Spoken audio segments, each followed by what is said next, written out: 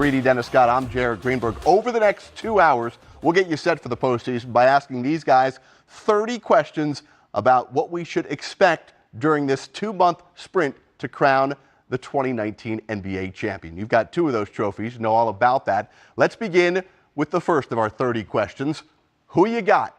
The 2-time defending champs or the rest of the field?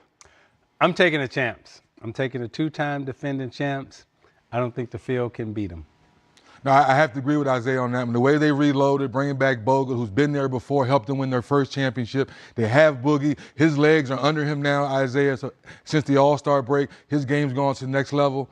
Let's not forget, they still have 3 of the most potent offensive players in the game today, and I don't see how you slow those guys down. So I always had this question. When you say his legs are up under him yes. now, I always ask, okay, where were they before? Well, before, I'm glad you asked that question because people at home asked the same thing. You remember the first part of the season when he came back? He was reaching. He was getting a whole lot of fouls because those legs wasn't under him. He couldn't move. Right. Now those legs are under him. They're stronger. He's moving fast, and now he's even dunking the ball more. That's when I say his legs are under him. Oh, okay. So I thought like he had one stuck to his arm or something.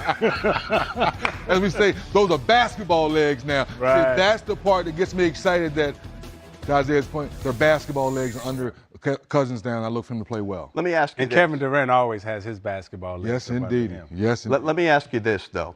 If indeed the Warriors fall short, and I know both of you have said it will be the Warriors who win it, but if indeed they do fall short, will we ultimately say it was on the Warriors, whether it be injuries or lack of execution? Or is there that team at this point? I'm asking later, we'll ask you to predict who it could be, but will we credit another team for taking down the champs? I think right now we all know that the Warriors do have some vulnerabilities, right? But I don't know if there's a team out there in the field that's capable of taking advantage of the things that they may be vulnerable in. And as 3D just said, when they went out and got Bogut, right, maybe the question mark was Cousins in terms of, was his legs right and would he be playoff ready? But Bogut coming back gives them the extra screener, the extra passer. So I think we will say that the Warriors didn't do enough to win. I don't think we'll say some team beat them. Yeah, I think to add to that, Jared, they understand that the microscope's been on them the last 5 seasons, and they understand what they need to do. So the defensive side of the ball since the All-Star break has gotten better. We know they're going to share the basketball because that's their bread and butter, what they do. So now it's about just staying focused and making sure Steve Kerr keeps them headed in the right direction. 3D, Isaiah, from Devin Booker to the oldest ever Jamal Crawford, 3 different Warriors to James Harden, doing it a league-high 9 times. During the NBA regular season, a record 13 individual players scored 50 points in a game. Question 2. Who will score 50 during the 2019 NBA playoffs? That's easy. I wish my goatee would grow a little longer. That's no problem. I mean, the beard's going to do it multiple times because that's what he's been doing all season long. Otherwise, the Houston Rockets wouldn't have gone from 14 to 3 where they are. So I'm 4, excuse me. So I'm not surprised, Isaiah, if he doesn't do it at least 4 times throughout the playoffs. Oh, wow. I'm going to go Kevin Durant. Okay. Wow. I think Durant, at some point in time, is going to break out and not play an efficient game, but is going to play one of those games where he becomes that volume shooter that so many other players are in this league. But if Kevin Durant ever becomes that volume type shooter in one of these playoff situations, in my opinion, he's the guy that will get 50. He or Steph. Okay, let me go back to you with James Harden. Okay. While it seems like the obvious answer, here's where it gets a little tricky. All right. As great as Harden has been in the regular season, he sometimes takes a dip in the postseason, maybe because he has to do so much in the regular season. Harden has never scored 50 in an NBA playoff game. How confident are you that he will be okay this postseason? Well, I think he learned from last year. Obviously, when Chris Paul got hurt, he said to himself, did I have enough in the tank? And maybe wasn't prepared for it. I think this season, having his little injury, Isaiah, early in the season, he's able to get his body back right. And I think mentally and physically, he's ready to take his game to a whole nother level because he needs to. Otherwise, I don't think we take Houston serious going deep in the playoffs. Yeah, and I think to both of your points, I mean, when the playoffs start, you know, the Rockets, they do 3 things well, and Harden shoots a 3, he drives to the basket, he gets to the foul line. Those are his 3 scoring zones. And when the playoffs start, somebody's going to take one of those things away, and they normally do, whether it be the layup or whether it be the three. And when they take one of those things away, he only has 2 ways to score. Consequently, his point productivity goes down in the playoffs, and I can see that happening again this year. Fellas, we are anticipating an incredibly competitive postseason, maybe more than we have seen in recent history. Over the last 2 years, the Pelicans' upset over the Blazers was the only 6 seed or lower to win a first-round series. Question number 3, which 6, 7, or 8 seed from either conference is most likely to advance this year to the second round? I'm going to go. I think San Antonio has a good shot at beating Denver. I think that'll be a very tough matchup for the Nuggets. The Spurs have the coaching experience. They have playoff experience. You know, when you got DeRozan who can score the basketball, you got Aldridge who can score the basketball. Both of those guys are 2 big-time scorers that you can depend on in the playoffs. And defensively, we know San Antonio is going to be solid. Denver coming in as a 2 seed. There's a lot of pressure to succeed, a lot of pressure to play well. Don't know exactly how they will perform in the playoffs. The experience right now leans towards San Antonio, and Denver is in a precarious position right now. Yeah, I think Denver is going to be. Anytime Pop comes into a series, you know things are going to get interesting. He's going to try to mess with you mentally and let the game take care of itself. But I tend to look at that 3-6 series with OKC, and you're saying with Nurkic going down, it really puts a blow to Portland. Can Enes Kanter, can Rodney Hood, is there enough on that bench, Isaiah, to cover his points? Obviously, you're not going to get the same rebound that he brought, but I thought he was turning that corner to help Portland. Yeah. Now with OKC, what they showed us the other night against Houston, the way Russ in that fourth quarter kind of calmed down a little bit, made the perfect pass to Paul George. They say both shoulders hurt Jared, but the way he shot that last shot with the 3, those shoulders look good to me. So I wouldn't be surprised if OKC really gave Portland the business. Okay, so you were talking about a team that doesn't have much playoff experience in Denver. This core group has never played together in the postseason, so an obvious pick there with San Antonio over Denver as a possibility. But what about in the Eastern Conference? We've got Milwaukee, who won the most games in the NBA this year, but this group have playoff experience, just they keep on losing in the first round. And what about any of these other series where Brooklyn takes on Philadelphia or Orlando and Toronto? So I look at the Brooklyn-Philadelphia series as a very intriguing series. And the reason why is, without Embiid, we don't know what his health situation is going to be. And even if he comes back and he's playing in the series, he's probably not going to be 100% in the series. Brooklyn right now, the way they're playing and how confident they are, the way Russell's playing, the way their coaching staff is, I mean, they are connected. They're on the string. They play hard. They play well. And they got belief. They got confidence. So I look at the Brooklyn-Philly series as going to be a very, very interesting series. And I add to that, and you notice there, it's the fact that they like shooting threes and they're making them at a high clip, and 3 or 4 guys can make them. So now when you're attacking them coming downhill, and to your point, if you don't have Embiid in that middle, and if you don't have him where you got to go double him every possession, now there's more pressure on Ben to be dominant on the offensive end, and we already know he struggles to score. We know he's a great passer.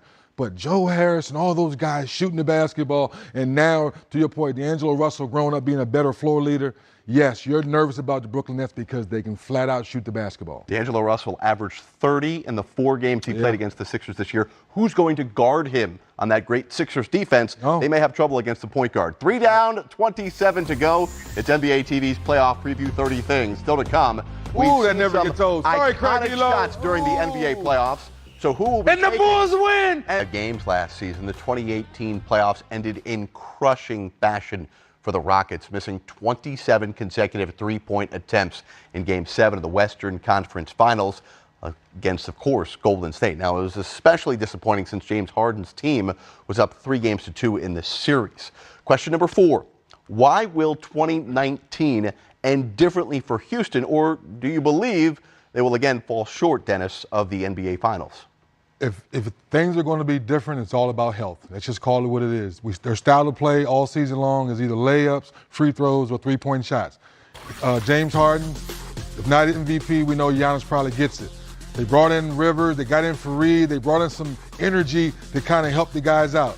Chris Paul has to stay healthy, and does James Harden have enough in the tank to continue what he's shown us all season long? I don't know if it's 36 a night, I don't know if it's 40 a night, and I don't know how many 50-point nights he will have, but he will have a couple of them. He has to do it, Isaiah, along with his team being healthy. Then things can be different. I think things may end up being the same only because in that second round, they meet Golden State again. And when they meet Golden State, they just have a matchup with Durant that they can't counteract. I mean, Paul and Curry, at some point in time, they can neutralize each other. Okay. You got Clay and Harden who can go back and forth. Okay. But then you add Durant into the mix, and Houston has no answer for him. And when he's playing well, and then Cousins and everything else that they throw into the mix, I just think Golden State will have too much for them. Now, will it end the same? It probably will, only because of the matchup that they see in the second round. Free throws, dunks, and threes is what you talked about, but we had that instance of 27 consecutive threes, and you heard Reggie on the call. At some point, will they decide just to put the ball on the deck and try and get to the free throw line? Do you think they've learned from that mistake? Yeah, I think they have, and I think we saw James Harden make a conscious effort of that this year. That's why you either were trying to get the ball out of his hands and make someone else beat you, or that high pick and roll or side pick and roll, Isaiah, he was turning the corner all season long. And if it wasn't for one of those few big men like Steven Adams who was able to move his feet, maybe a Miles Turner here and there to move their feet, he was turning that corner, getting to the basket or getting fouled. Yeah, in 3D on Golden State side, there's 5 scoring areas, right? And Golden State uses all 5 of those scoring areas. They score from the 3, they shoot layups, they get to the foul line, they play out of the post, and they play out of the mid post, okay? Houston only uses 3 scoring areas. They score from the 3, foul line, and layups. And Golden State is good enough to take one of those things away. Houston is good enough to take one scoring option away from Golden State. But that leaves Golden State with 4 scoring options and Houston with 2. Right. So that's why I continue to give Golden State the advantage, and will, as Reggie said in his statement, will Houston change and start taking some mid-range shots during the course of the playoffs, because that will help them. Fellas, on the heels of a disappointing and shocking first-round exit from the first round of last year's playoffs, this season, the Blazers and Thunder will try and bounce back. However, they will be facing each other. So, for question number 5, which team needs to advance to the second round of the playoffs more? OKC or Portland? I think OKC. I mean, right now, Portland has a built-in excuse in terms of health with their starting center being out. But OKC, you look at George, you look at Westbrook, you look at Donovan, these guys have been together long enough that you would say that they got to get to the next round. I think they have the highest payroll in the NBA, or one of the highest payrolls. So you're expecting them to move and go further in the playoffs than just the first round. Portland has lost 10 straight playoff games. The Thunder have never advanced out of the first round since Kevin Durant left for Golden State. I'm going to go the other way because how Portland lost last year, having a higher seed and getting swept by New Orleans. I agree with you, not having Nurkic will give him a semi-pass, but I think Dame Lillard, being the competitor that he is, Isaiah, is like, I got my butt kicked last year. And I know Russell Westbrook and Paul George are playing good basketball. They're going to come in, and I'm going to get my butt kicked again. I think he's too fierce of a competitor. You're getting C.J. McCollum back healthy. You brought in Hood. You have Cantor. I think this team is going to try to find a way to muster up enough energy to prove that, hey, Paul George, yeah, you may be in the hunt for Defensive Player of the Year, but I'm Dame Lillard, and I'm tired of people looking down on me, Isaiah. I'm getting out of the first round, so I'm going to go with Portland on this one. Last year in the playoffs, names like Jason Tatum, Jaylen Brown, and scary Terry Rozier burst onto the scene. Question number 6, who will be the breakout player during this postseason? Dennis, got a name? I'm going to go with my hometown team and Terrence Ross, because he's one of those guys this year, and people said that trade didn't go down, moving him within his contract. I said, wait a minute, Terrence Ross had 30. Terrence Ross had 28 and 21 minutes. Terrence Ross had 36. Wait a minute, Orlando may make the playoffs? Oh, my goodness. He's been – Vucevic is the all-star. Yep. But he's been surprisingly the most consistent guy off the bench all season long. So I'm happy for this guy. Since he left Toronto, a lot of people kind of written him off. He was kind of done, so I'm kind of happy for him. Think about the motivation in that first round. He gets Toronto. The Come team on, traded yes. him away. That's why when I saw the email, I said, let's give Terrence Ross some love because most people have written him off. Yep. Orlando's in the playoffs, and he's coming off the bench playing well. Who you got? I'm going to go with another Orlando player. Whoa. And I'm going to go with Aaron Gordon. I don't think people have really seen his array of talent, his array of skills, and what he's capable of doing. And I think when he steps into this playoff platform, I think he's going to play extremely well, and I think he's going to have the breakout moment. We both, Dennis, you and I both lost money on this one because we both had him picking a Piston. Oh, well, we already know who they are. They're well known. Coming up on NBA TV's Playoff Preview, 30 things. After a roller coaster type season in Beantown, can the Celtics flip the switch and make another deep playoff run? He very well may win his first MVP trophy, but that's a regular season award. For question number 7, is Giannis good enough right now to carry the Bucks to their first title since Kareem did it back in 1971, Isaiah? I believe he is, and he's shown that he is. He's one of the most difficult matchups now in the NBA, and he has, not only does he have star power, but he also has, star tenacity and perseverance, and his team is, winning 60 games this year, the best in the East, and I just think that he's capable of doing big things in the playoffs and will do big things in the playoffs. When we saw Coach Bud throughout the season, I said, Coach, how long did it take for you and Giannis to be on the same page? He said, day one. He bought into Bud ball right away. So when great players are willing to work hard on both ends of the floor, share the basketball, and then management goes out and put the pieces around you, that's what I've been most impressed with. Yes, Middleton's all-star deservingly. Bledsoe got the extension of his contract deservingly.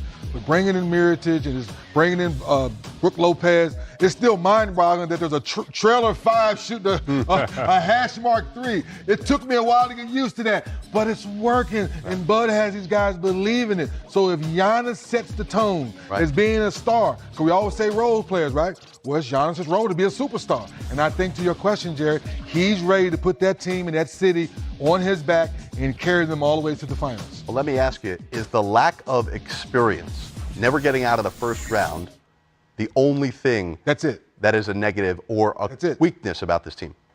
Weakness, negative. The only thing I can answer that question is the only way you get experience is playing. And you work so hard to earn 60 wins and have the best record in the NBA. And now every game that you can win could be at home, Isaiah. Yeah. You've earned it. Now you just got to go out there and prove it. Your fan base is going to back you. And you have a coach speaking the right language where everybody's buying into it. And also, I think that inexperience sometimes can help you too. By being naive, being young, not knowing how high the mountain is that you have to climb, and just, walking up to the mountain and saying, hey, you know what? I'm going to go win a championship. Like Giannis said, last year, I want to be the best player in the world. Yes. Not knowing really what that really meant, yes. And the gravity of that statement, and then having to live up to it, and then living up to it. I think this is a team that really, if you put them, when they get on the big stage, I don't think experience is going to be a problem because they're naive to think that, we can win it all. And by the way, we should win it all. If he does get his team to the NBA Finals, he might earn that title of the best active player in the world. Hey. Since the playoffs expanded to the 16-team format, only 5 teams in the NBA in its history have reached the NBA Finals as a 4 or lower seed. Question number 8, can the 4 seed in the East, the Boston Celtics, flip that switch and live up to their preseason expectations? The key word is trust. If this team can trust one another, we won't be surprised if they're playing against wherever the Western Conference team is in the finals. But the question is, Isaiah, for me, we know Kyrie wants to be a better leader. We know he's called out his teammates and been through that. The young guys have shown the older 2 guys who were hurt last year, we could win without you. But now they both realize there's no way they can get to the finals without each other. how and when will they trust each other throughout this playoffs? So we say they're clicking. Toronto, Milwaukee, you may be in trouble. And 3D, before the season started, we all unanimously thought that they would be the number 1 seed. Mm-hmm. And I think all of us are surprised and shocked that they're the 4th seed right now. The other thing is, before the season started, they didn't have Kyrie Irving.